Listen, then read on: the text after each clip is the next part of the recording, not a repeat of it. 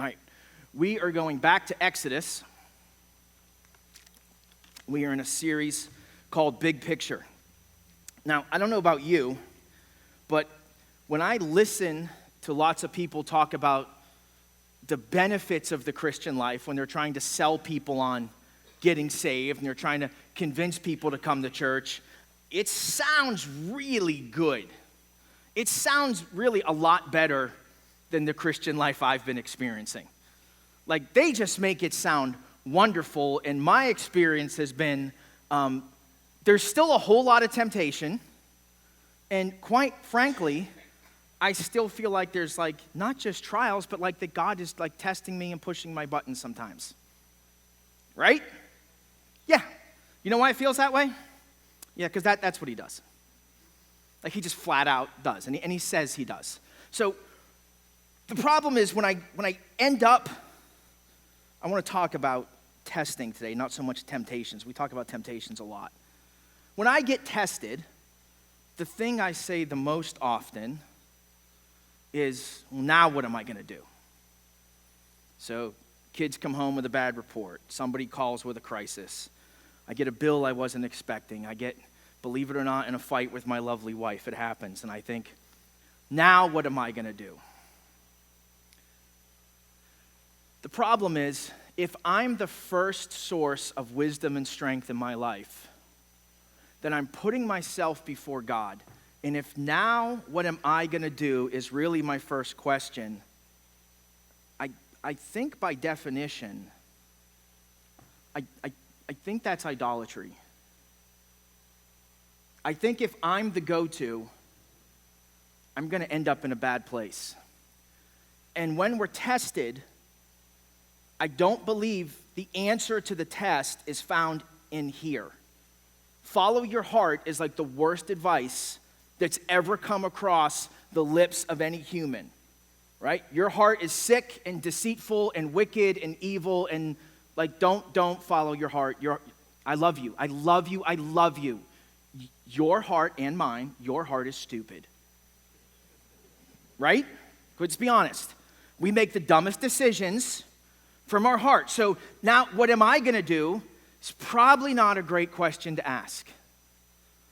But that's often where I start. So we're going to talk about tests, and we're going to talk about God testing his people.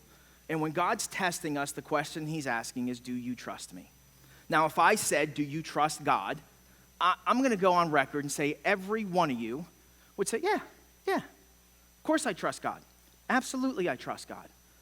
So we're actually going to look at 3 different chapters of Exodus, and we're going to be in these chapters for at least 2, if not 3 weeks, because there's just so much stuff happening here, and I want to look at big pictures in this series, so I don't want to kind of get locked in on just a couple verses.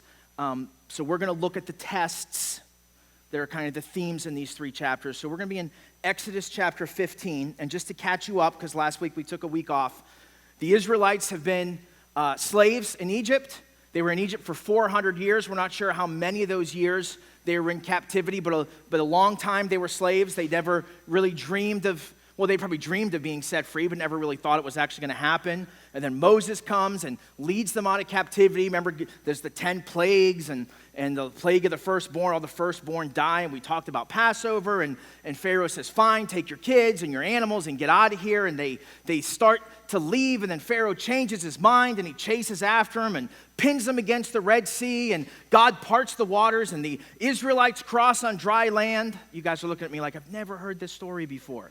Right? Like this, yeah, okay, we're all on the same page. And then the Israelites cross, and then the pillar of smoke where God's blocking the Egyptians moves out of the way, and the Egyptians think, well, now we're going to go through on dry land, and they start going through, and the ground starts getting muddy, and the water collapses and destroys the Egyptian army, and the Israelites are free. That's where we are. We're in Exodus 15, and they're finally done. God has set them free. I mean, what can't God do? Surely they will follow God the rest of their days. All doubt has been obliterated. They will never, ever question the power and the love and the resilience and the sovereignty of God. And they all lived happily ever after. No, they're just as dumb as we are. That's super encouraging. You in Exodus 15? We're going to start in verse 22. We're going to come after that song that Miriam sings. Exodus 15, verse 22. Then Moses made Israel set out from the Red Sea, and they went into the wilderness of Shur. They're headed southeast. They went 3 days in the wilderness and found no water. When they came to Marah, they could not drink of the water of Marah because it was bitter. Therefore, they named it Marah, which just means bitter. So they left the Red Sea. The Red Sea is not fresh water. It's salty water. It's not the most salty water. You've probably heard of the Dead Sea. That's really salt water. It's like not salt water like from the ocean. It's a low spot on the planet, and it's brackish water. There's mineral salts. I actually learned this week that the two saltiest lakes on earth, does anybody know where they are? What's that? It's not Dead Sea. It's not Salt Lake City. I did not know this. I had to Google it. They're both in Antarctica. The saltiest lakes on earth are in Antarctica, and there's so much salt they don't freeze. And if you don't believe me, go to Antarctica and look for yourself. So the Red Sea has no fresh water.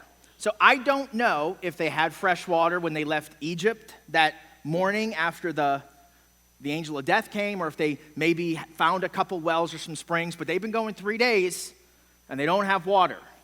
And they come to a place where they can see water, whether it's a lake or a pond or a creek, as we're so fond of saying, and, hey, water! And they get to the water, and they can't drink it.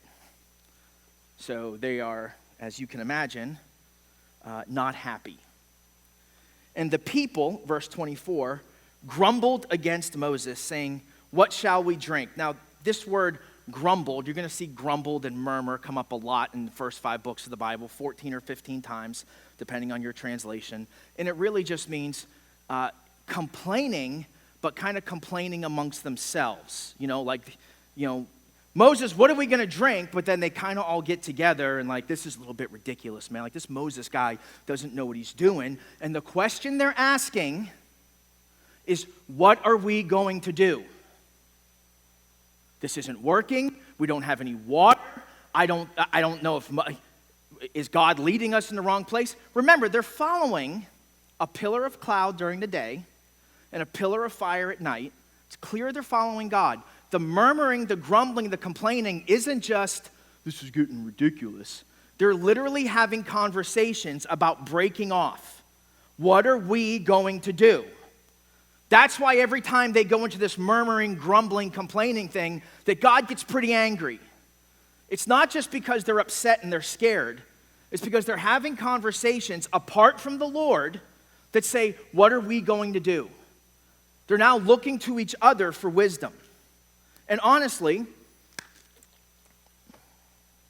dribbling like a moron, when things go sideways, our natural inclination is to look inward, not upward, right? I feel like, well, what am I going to do? And I have to be responsible, and I have to fix it. But if it were my dumb decision that got me here, I'm probably not the expert that's going to get me out.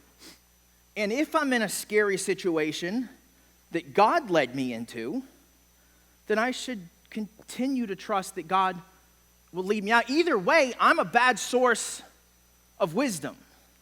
I'm not the go-to guy. But the men get together and they start grumbling. They start plotting and planning. Suddenly, everyone's the expert. Suddenly, everyone's coming up with a plan. Suddenly, everyone knows what to do. Be careful of the people who don't want to lead, but always know how the leader should have done it. Right? Oh, you know what we should have done?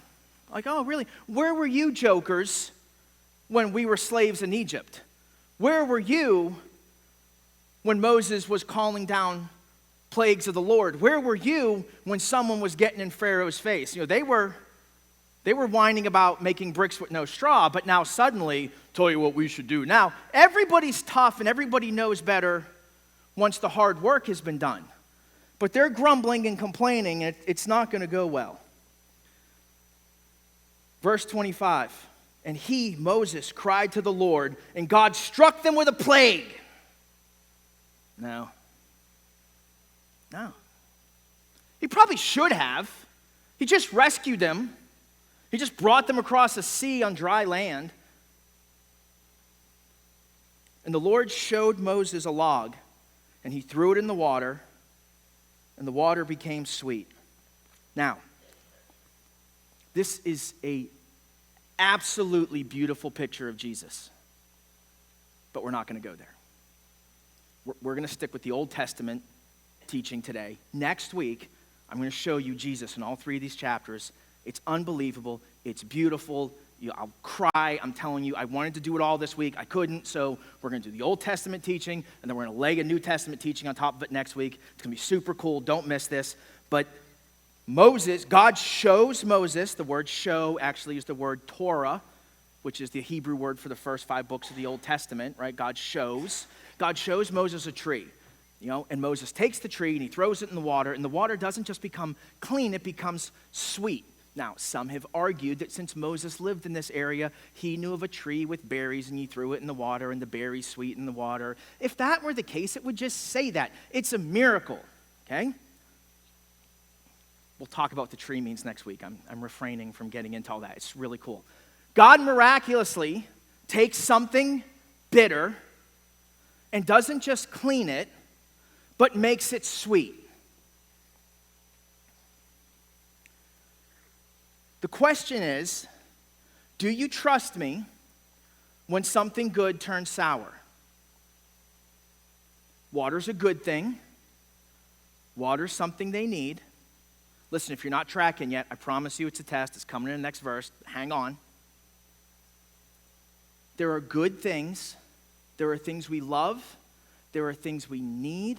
There are things we desire. There are things we want that are good for us that at times become bitter and sour in our lives.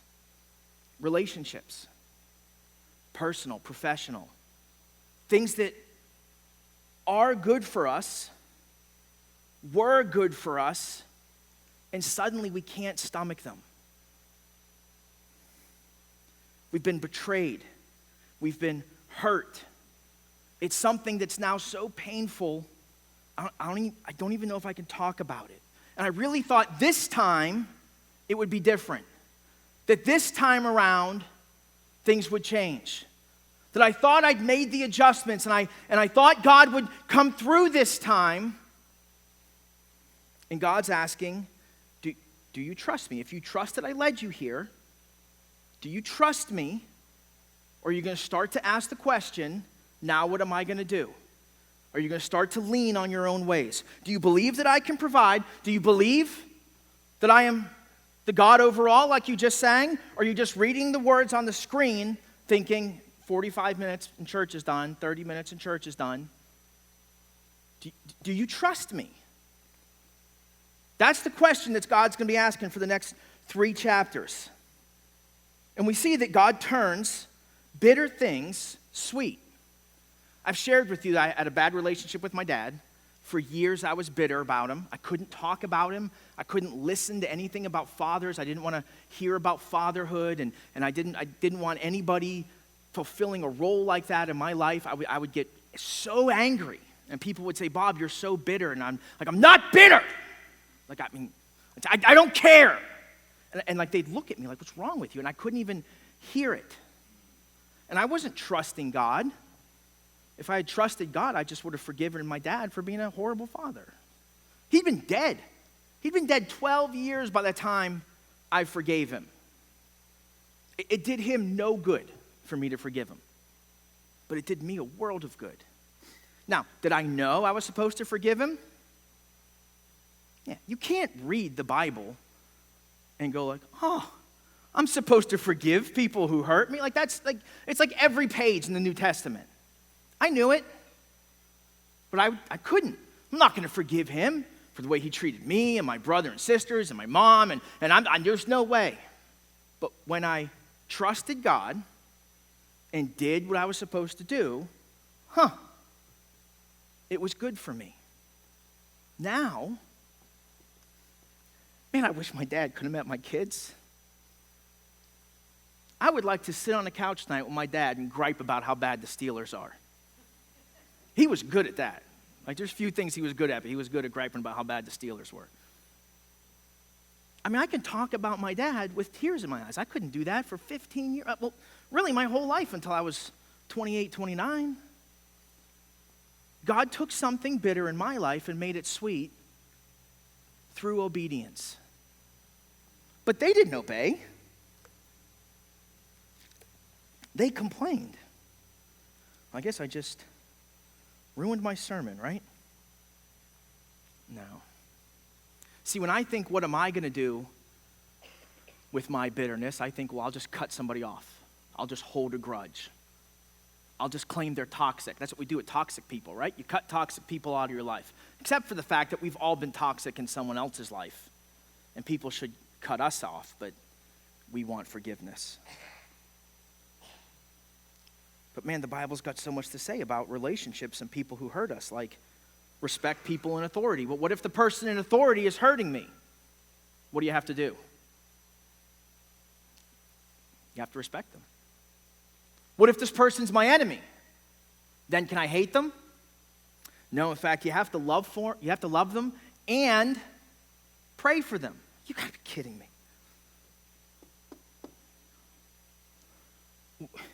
What if the government's corrupt? Do I still have to pay my taxes? Yeah. What if my parents are bad parents? Do I have to honor them? Yep. What if my boss is a jerk? Can I slack off at work? No, you have to work as if you're working for the Lord. So do I trust God and His ways of doing things, or do I trust myself and my ways? Okay, with me so far, right? Next verse 26. So God, they didn't obey, they complained. God showed Moses. Moses threw the stick in the water turned sweet. God should have punished them, but in His mercy, there the Lord made for them a statute and a rule, and there He, what's it say? Come on, someone's got a Bible out. What's it say? He tested them. See, I wasn't making this up. He tested them, saying, if you will diligently listen to the voice of the Lord your God, and do that which is right in His own eyes, and give ear to His commandments, and keep all His statutes, I will put none of the diseases on you that I will put on the Egyptians, for I am the Lord your healer. Let me see if I can make this real simple for you. Listen to God and do what He says. I've heard that preached before. I think it's every sermon I've ever preached or heard. Like if I got up and said, listen to God and do what He says. Let's pray. Listen to God and do what He says. You know what I should have done 5 years ago? What should I have done? Should have listened to God and did what He said. You know what we should do right now in this season? We should listen to God. We should do what He says. Next year, I've got a vision for our church. You're never going to believe this. Here's what we're going to do. We're going to listen to God. Hold on. We're going to do what He says. Right? That's the whole Bible. God's like, if you just listen to me, do what I say.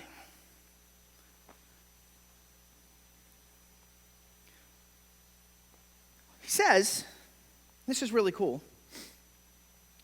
If you will diligently listen to the voice of the Lord your God and do that which is right in His eyes. Well, I can't tell you how many times I've read Exodus and I missed it.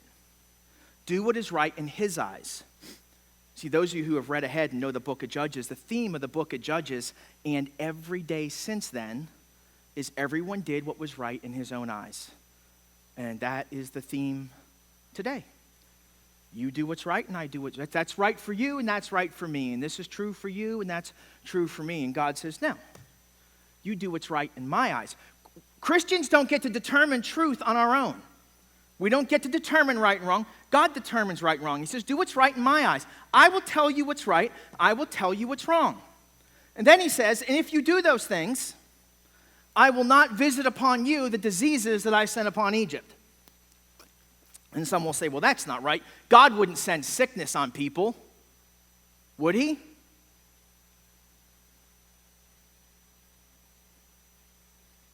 Would he? He said he did. In Deuteronomy 28, he says he will again. But that's Old Testament God. So you get to 1 Corinthians 11, when Paul says, some of you have been taking communion in an unholy manner, and that's why some of you are sick and why others of you have died. God sends sickness. Well, I don't think God would do that. I love you. You're wrong. I'm sorry. Because God does what God says he does, not what you think God should do. And that's a big problem in Christianity today, that our idol is not maybe necessarily ourselves, but our idol is our version of who we think God should be. And that gets real dangerous. So God doesn't punish them. He changes the water, he makes it clean, he makes it sweet. He says, all right, from now on, here's how it's going to be. Listen to me, do what I say. Verse 27, then they came to Elim, where there were 12 springs of water and 70 palm trees, and they encamped there by the water, and God takes them to the next location. There's plenty of water, there's plenty of shade, and load up on water. You guys are going to be good from here. And then we get to the next test. Let's go to chapter 16. They set out from Elim, and all the congregation of the people of Israel came to the wilderness of Sin, which is between Elim and Sinai. Sinai is where we're going to get the 10 Commandments. We're getting real close to that. And on the 15th day of the second month after they had departed from the land of Egypt, and the whole congregation of the people of Israel grumbled against Moses and Aaron in the wilderness. Oh, that didn't take long. And the people of Israel said to them, would that we have died by the hand of the Lord in the land of Egypt, when we sat by the meat pots and ate bread to the full. For you've brought us into the wilderness to kill this whole assembly with hunger. We sat by the meat pots and ate till we were full. Boy, the past is often just as much a figment of our imagination as the future. Everything was so wonderful way back when. And then Moses said to the Lord, the Lord said to Moses, behold, I'm about to rain bread from heaven for you. And the people shall go out and gather a day's portion every day, that I may, what's the next word? Test them whether they will walk in my law or not. So they're complaining life was better in Egypt. Boy, life was easier when I was just dealing with temptation every day, not temptation and trials and testing. And life was easier before I came to God, wasn't it? Really? How many of you came to God because you were having too much fun in your sin? No, you came broken, like this isn't working, like God, I'm a mess, like something's wrong, I give up, I surrender. That's when you came to God. And then you get here and you're like, well, maybe things were better back then. Because you bought into this version of Christianity that God was just going to make you happy and wealthy and wonderful and everything was easy.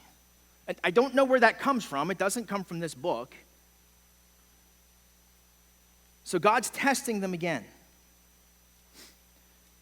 Verse 13, in the evening, I'm skipping a couple verses because he repeats himself. And verse 13, in the evening, quail came up and covered the camp. This is huge.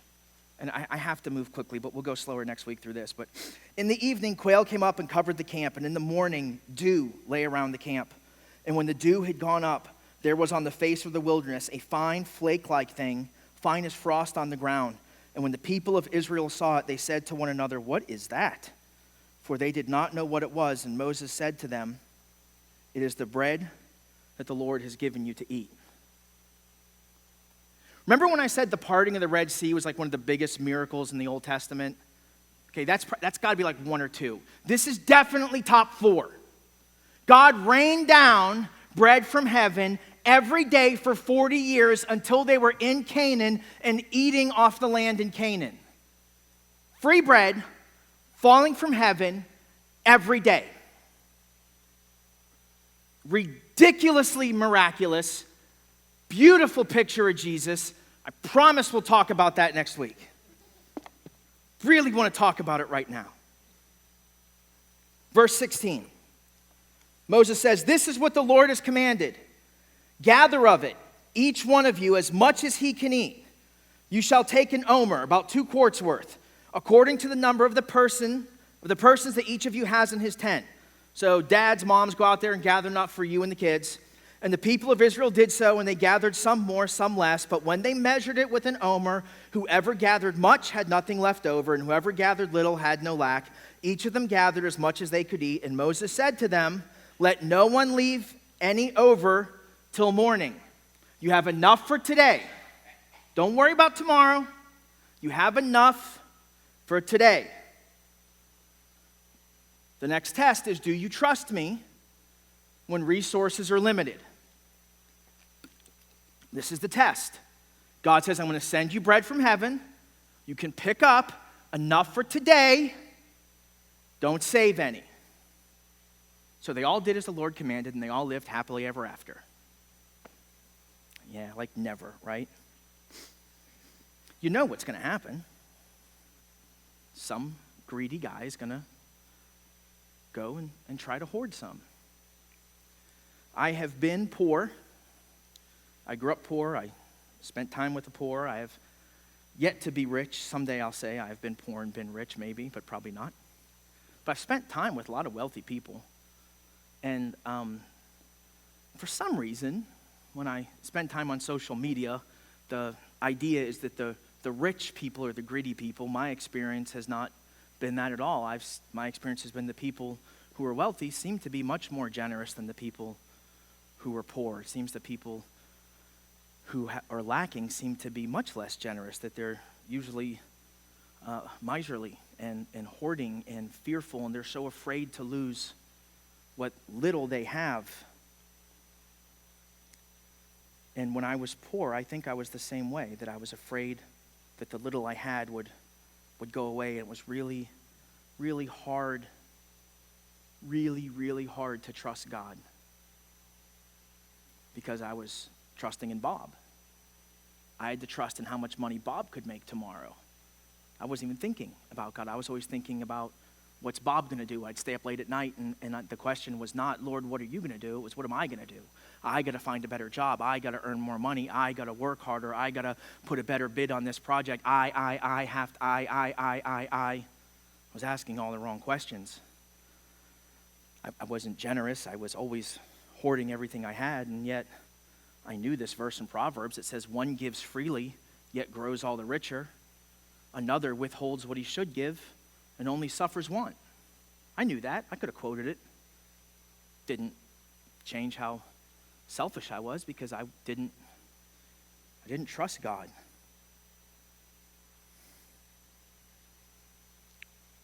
And they're going to have a difficult time trusting God for tomorrow's bread.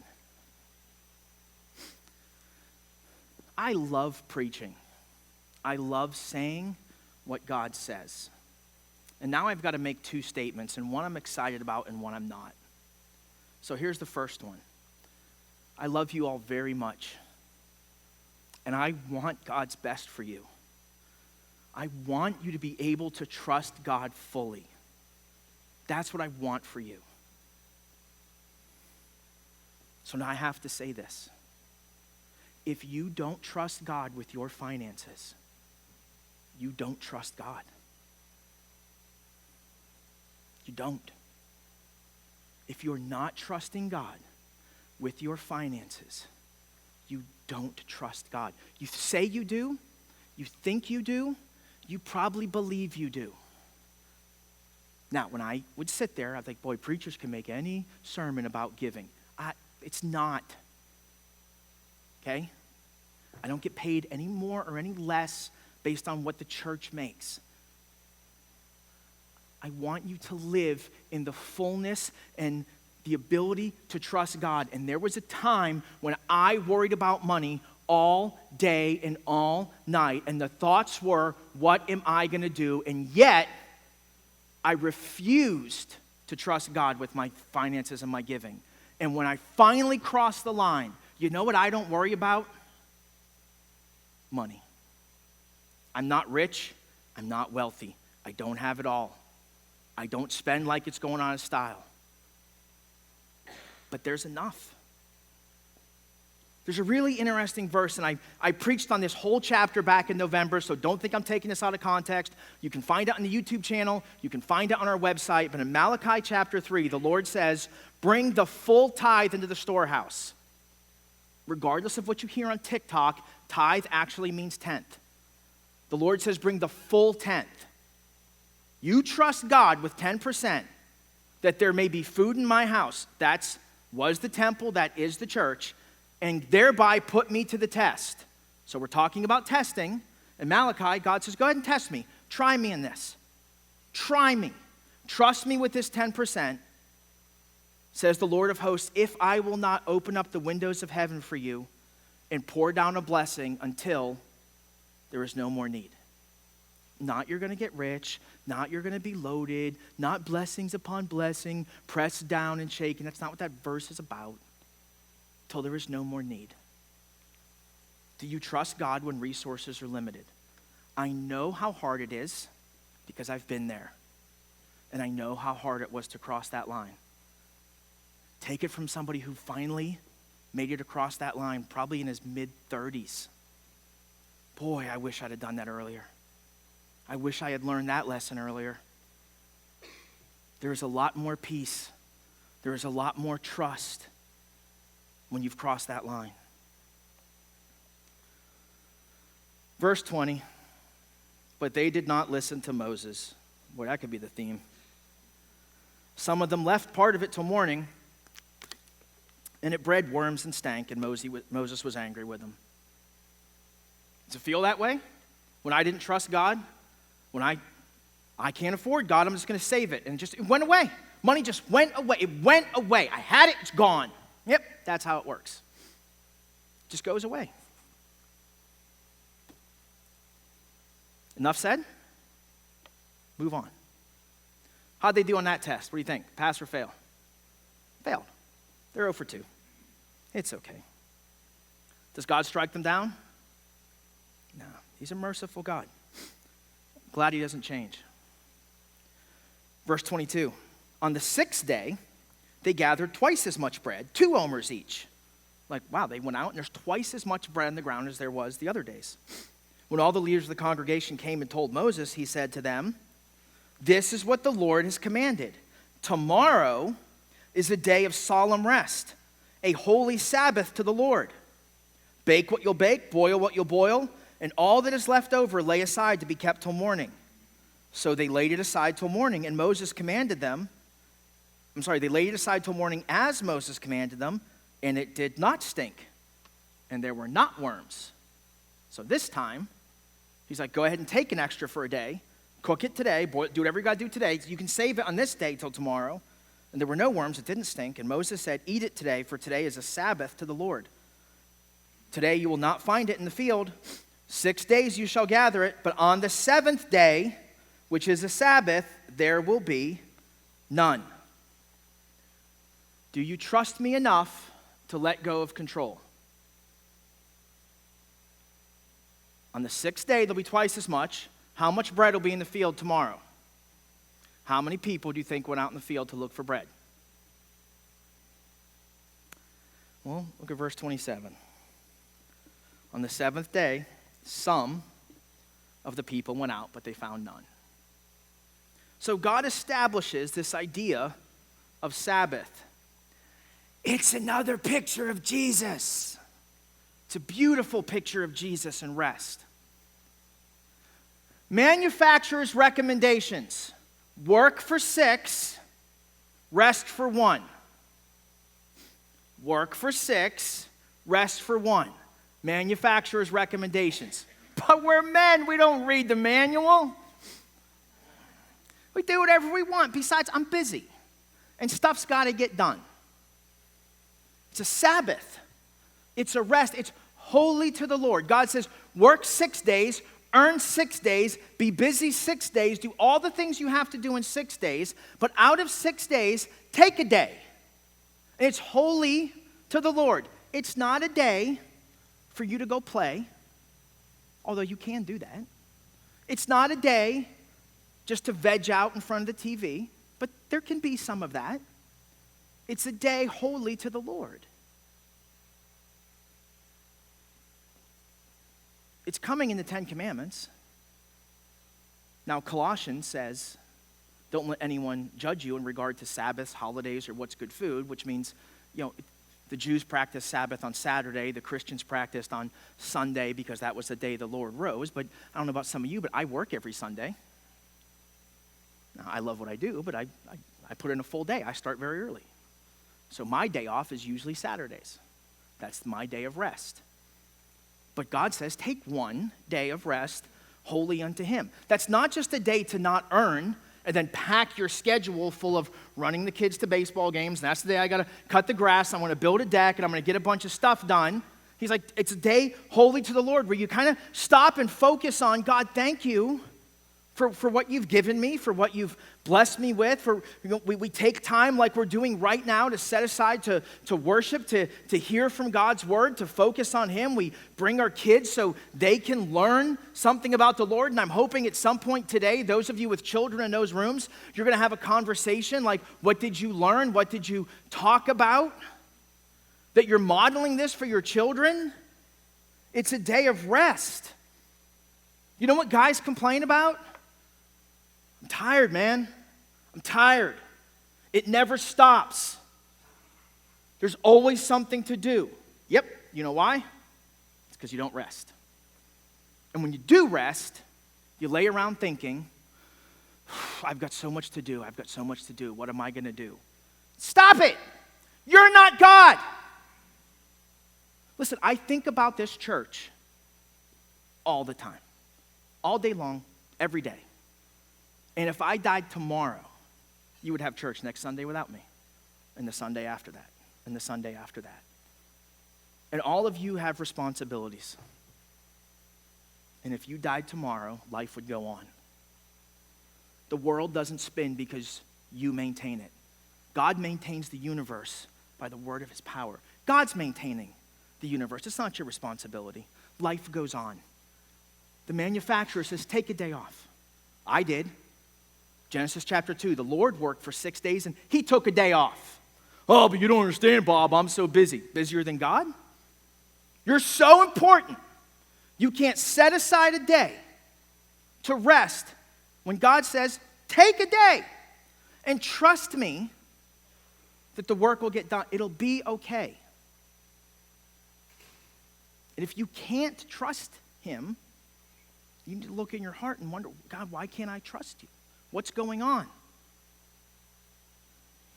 It's because you're God.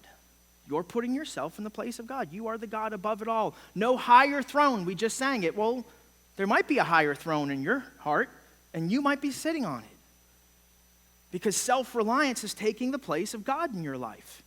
If we trusted God, we would trust him. Quickly, chapter 17, the final test, because they failed that one too. They're going to test God. I wonder how he's going to do. Let's preemptive vote. Do we think God's going to pass or fail? I think he's got this one. He even humors him. God is so good. It's a good thing I'm not God. Like, they'd have been dead years ago. All the congregation of the people of Israel moved on from the wilderness of Sin by stages according to the commandment of the Lord and camped at Rephidim, but there was no water again for the people to drink.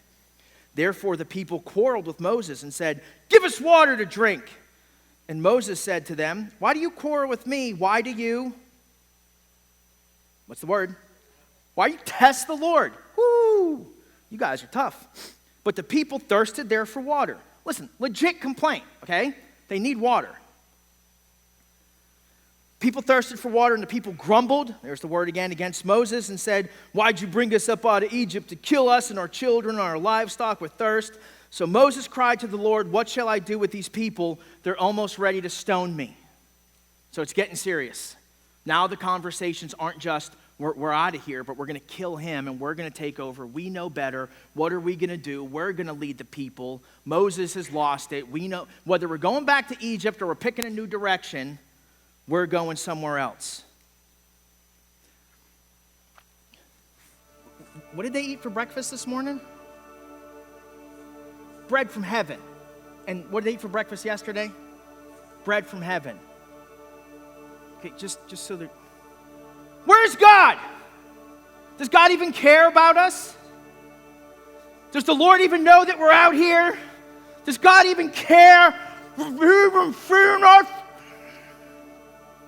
As they're picking up free lunch. And the Lord said to Moses, pass on before the people. Like, walk right in front of them.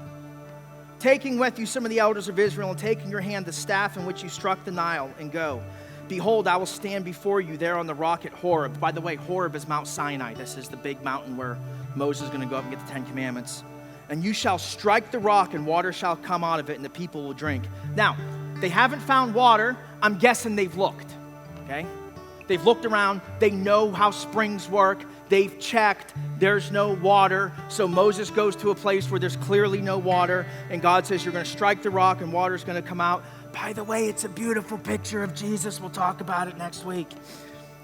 And so Moses did in sight of the elders of Israel, and he called the name of the place Massah and Meribah because of the quarreling of the people of Israel, and because they tested the Lord by saying, is the Lord among us or not? Is he? Is the Lord among us or not? Has he not been faithful when we have been faithless? Has he not blessed us when we failed the test? Has he not been merciful when time and again we've listened but not done what he said? Or not listened? When the question we keep asking is, now what am I going to do? Instead of, now God, what are you going to do? Or God, what do you want me to do? Is the Lord among us? Is he God over all? You are the one above it all. I stand in awe. You're the God over all I know. Listen, don't sing it if you don't mean it. Don't come to church and read the words on the screen and mock God. If you don't mean it, then sit there and say, God, I don't understand it yet. I want to. I'm trying to. Lord, I'm going to sing it in faith. But don't just mimic the words because it's a religious ritual. Say, God, I don't know if I believe that yet, but I want to. And when all else fails, listen to God and do what he says.